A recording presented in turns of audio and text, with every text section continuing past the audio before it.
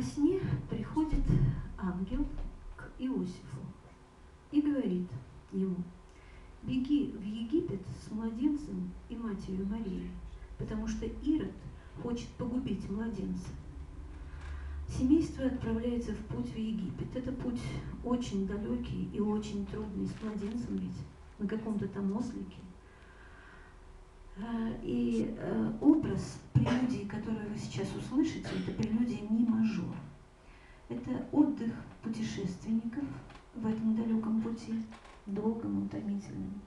Это успокоение от пережитой тревоги, я бы даже сказала, от ужаса, когда было им сообщено, что Ирод не остановится даже убить многих детей, чтобы найти младенца царственного.